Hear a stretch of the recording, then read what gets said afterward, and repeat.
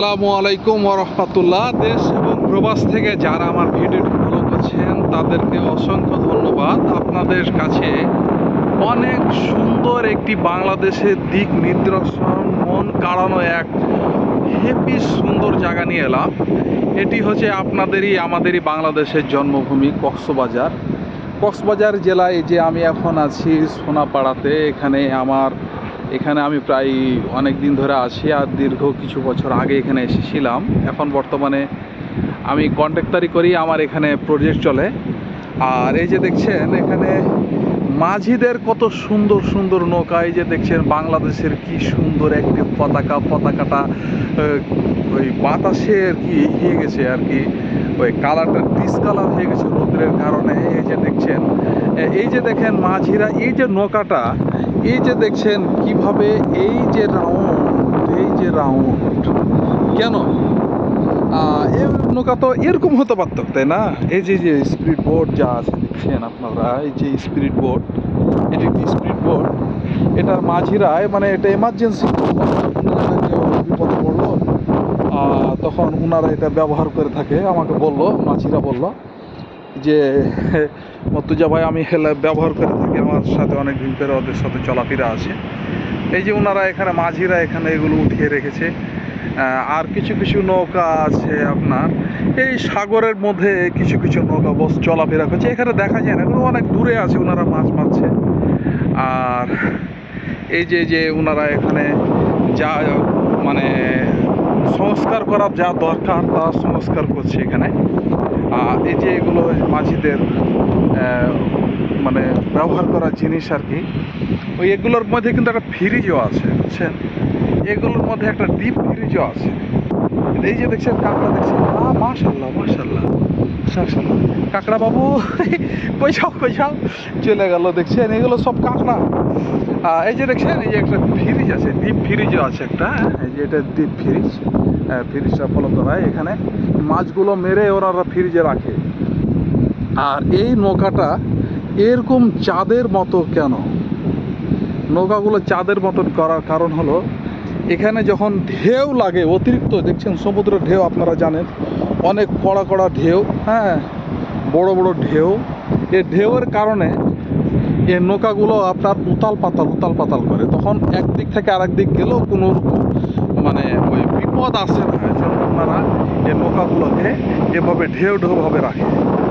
আর বাংলাদেশে আপনারা যারা আমার ভিডিওটি ফলো করছেন, আমার লাইক বাটনে যে লাইক দিবেন, এবং আপনাদের যেটা ভালো লাগে মানে একটি সুন্দরভাবে একটা কমেন্ট করবেন, এবং আমার এগুলো শেয়ার করে দেখিয়ে দেবেন আমাদের বাংলাদেশটা কত সুন্দর আর কি।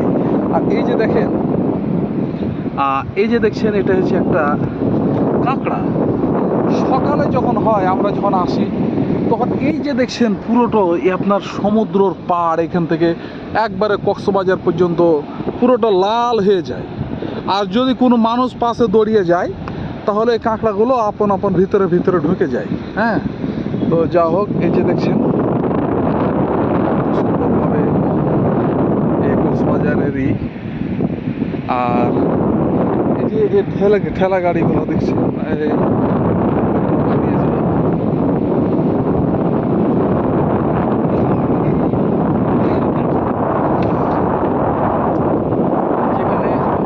জার্কিনগুলো সে জানেন, সমুদ্র হচ্ছে আপনার লবণাক্ত, ওই জন্য এই জার্কিনগুলোতে ওনারা পানি বেঁধে নিয়ে যায়, মিষ্টি পানি নিয়ে যেয়ে ওখানে ওনারা ওই পানি খায়। আর কিছু জার্কিন আছে, তেলের জার্কিন থাকে, ওই মেশিন চালানোর জন্য তেল থাকে, আর তেলের জার্কিন থাকে, তেল রাখে। আর এই যে দেখেন নৌকাগুলোর ফ্যান, সব কিছু দেখাচ্ছি ডিটেলস। নৌকা এই দেখছেন ফ্যান, হ্যাঁ, এই যে দেখেন। আর আশা করি ভালো লাগলো, আপনাদের ভিডিওটি ভালো লাগবে। আর এই যে দেখেন সমুদ্রের পাড়ে, এই যে দেখছেন পুরো বন, ঝাউ গাছ, এই থেকে ওই পর্যন্ত বিশাল এক ঝাউ গাছের বাগান। ঝাউ গাছের সাইডে হচ্ছে আপনার মেন রোড, মেরিন ড্রাইভ।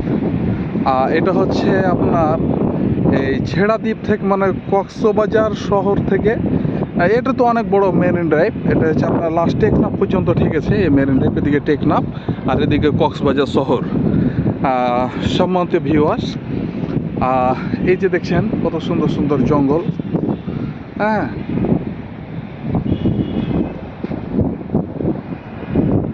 হ্যাঁ, এই যে স্পিরিট বোট, মাশাল্লাহ, এগুলো কিছু পর্যটকদের জন্য আছে। আর এখন আপনাদের সামনে যে প্রথমে বোটটা দেখাইছিলাম, এটা কোনো পর্যটকের জন্য না, ওটা হচ্ছে ওনাদের ব্যবহার করার জন্য।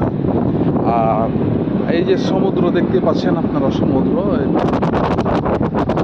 তো ঠিক আছে ভিউয়ার্স, এই যে দেখেন কিছু কিছু কাঁকড়া, এখন আমি আগাচ্ছি আর কাঁকড়াগুলো সব আপন আপন খালে ঢুকে যাবে। দেখছেন, এই দেখছেন, এই দেখছেন কাঁকড়াগুলো সব আপন আপন খালে ঢুকে যাচ্ছে, পুরো লাল হয়ে যাবে, দেখেন পুরো লাল হয়ে যায়।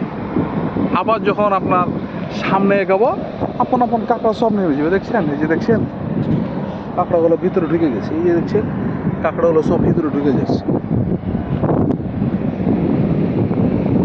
তো ঠিক আছে ভিউয়ার্স, এ পর্যন্তই। আপনারা আমার ভিডিওটি ফলো করবেন, লাইক দেবেন এবং কমেন্ট করবেন এবং শেয়ার করে দেবেন। তো ঠিক আছে ভাইজান, ভালো থাকেন সবাই। আসসালামু আলাইকুম রহমতুল্লাহ।